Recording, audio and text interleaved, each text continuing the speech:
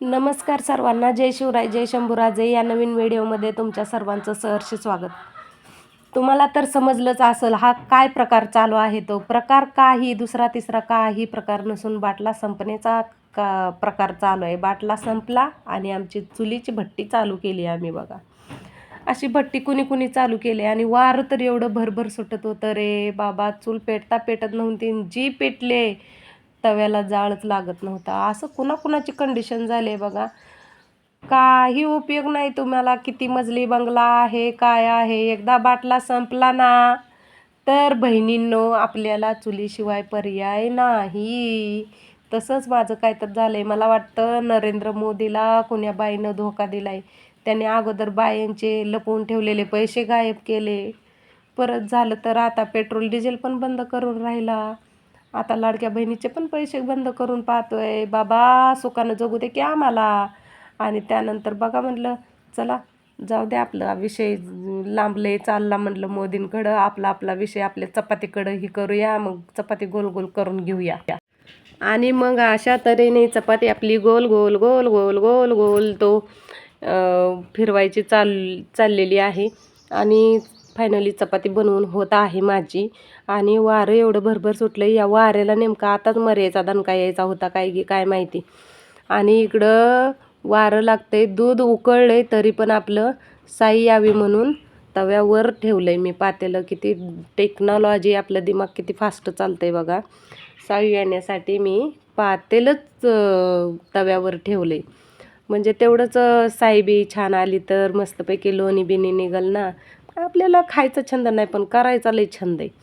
मग त्यानंतर असं करून करून चपाती लाटली मस्तपैकी भारी, एकदम गोल गोल अशी नजर लागण्यासारखी झाली. पण ही फुगते का नाही काय माहिती.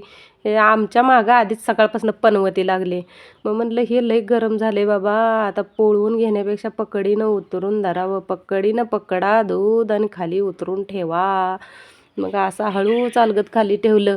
माझी गत कशी झाली, टचईला टाचणी टचकन टचली असं म्हणल्यागत माझी गत झाली. म्हणून म्हटलं तुम्हाला म्हणून पण दाखवा. आणि त्यानंतर बघा असा लोखंडी तवा ठेवला होता मी चुलीवरती. मग त्यात म्हटलं आज स्पेशल चपात्या भाजून घेऊया मस्तपैकी. गरमागरम खायच्या कशा लागतात बघू. तुम्ही खाल्लेच असतील की चुलीवर बनवलेल्या चपात्या, जेवण, भाकरी वगैरे. टेस्टी लागतं का नाही मला सांगा कमेंट करून. आणि मग नंतर चपाती तर भाजायला चालूच होती. म्हटलं दुसरी पण लाटून घेऊया. असा करत करत सगळ्या चपात्या लाटून घ्यायच्यात आपल्याला. तेवढीच एक दाखवली म्हणजे एकच येते. आणि कोण शेंबडं बनतं बरं मला, तुला जेवण बनवता येत नाही शेंबड्यानं, तसं काय म्हणत जाऊ नका बरं का. मला येतं जेवण बनवता. हे बघा उलताण्याचा आधार न घेता चपाती पलटते मी हातानं. किती जादू आहे माझ्या हातात, आहे का नाही. मी सुगरण आहे का नाही सांगा बघू. मस्तपैकी टम्म चपाती फुगले. नाद करते काय इऊ. मग असं रॉयल शेतकरी कारभारी म्हणून घेणं पण सोपं नसतंय. असं वेळच्या वेळेला टायमाला हाय त्या टायमात रोजच्या टायमात जेवण बनवून बी दाखवायला लागतंय माहिती आहे का. आणि त्यानंतर असा ह्या वाऱ्याचं एक काय झालं काय कळेना. वारं एक लय सुटत होतं आणि एवढ्या दिवसातनं जेवण बनवत होती चुलीवर म्हणल्यावर तर मग तर काय. एकतर रात्री झालेला पाऊस, वल्ल चिंब झालेलं सरपण आणि डोळ्यातून लागलेल्या 2-2 धारा आणि त्यातला नाकातला बाबा वडता वडता जीवावर आलं होतं माझ्या. एवढा काय नव्हता बरं का. तुम्ही म्हणचाल चपातीत मिक्स केला का काय, तसं काय नाही, चेष्टेचा विषय आहे हा. डोळ्यातून धारा मात्र लागत होत्या. कारण सरपणवलं झाल्यावर काय असतं एका लेडीजलाच माहीत असू शकतं. आणि मग दुसरं पण लाकूड घेतलं. म्हणलं बाबा तू पण पेट, नाही तर तू परत अजून डोळं गाळायला विचार मला.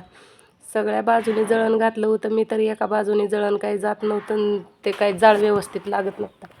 म्हणून सगळं व्यवस्थित लावून घेतलं आणि दुसरी पण चपाती लाटायला घेतली. त्यानंतर एक चपाती वरती पलटायकडं ध्यानच राहत नव्हतं माझं. काय भानगडे काय माहिती. पटकन लाटून कधी रिकामी होते वाटायचं. अगं पलट दीदी म्हणताना मग म्हटलं बाई पलटते चपाती. मग तर इकडून भाजली होती, थोडीशी कच्ची होती, त्याला दुमडून भाजली मस्तपैकी. आणि आता ही दुरडीत एक पण चपाती नाही बाई. म्हणलं एक तर तुरडीत पड अगं, लक्ष्मी पड लक्ष्मी पड. नाहीतर तुम्ही म्हणताल कुठली लक्ष्मी पड, लक्ष्मी म्हणजे चपाती पड बरं का. ठीक आहे, समजणे वालों को इशारा काफी आहे. असं म्हणल्यागत झालं. तुम्ही म्हणसाल ही तांब्या पण लागतो का तुला शेजारी जेवण बनवताना. तर हो बाबांनो, मला ताण लागायला लागली होती. आणि इकडं भयंकर ऊन पडलं होतं सकाळी. पाऊस झाल्यामुळं रात्री पावसाचं कोवळं ऊन असतंय काय असतंय ते मलाच विचारा. आणि आमची दीदी इकडं म्हणत होती, मम्मी वार किती सुटले, तुझी केस एवढी वेणी छान घातले तरीसुद्धा केस उडायला लागले. ती कसलं बाई काय पनवती लागली माझ्या मागं. म्हणलं ही बघा लय कंडिशन बेकार. खरंच वाऱ्यामध्ये चूल पेटवून जेवण बनवण्याची कंडिशन वेगळीच असते. आणि ते पण रस्त्याच्या कडेला, आमच्या घराच्या कडेला रस्ता आहे आणि तिथं तुम्ही बघू शकता इकडं रस्ता. मी जेवण बनवते आणि कांड होणार नाही असं कधीच नाही.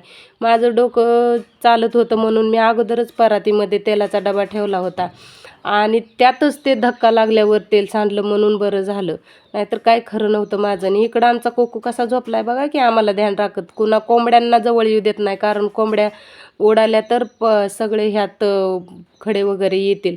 मग अशी एक सगळ्या चपात्या लाटल्या मस्तपैकी आणि एक तव्यात भाजायची लास्टची तयारी चालू होती. मस्तपैकी एवढ्या भाजून घेतल्या, कसल्या भारी झाल्यात ना. तर व्हिडिओ कसा वाटला सांगा कमेंट करून. तोपर्यंत टाटा.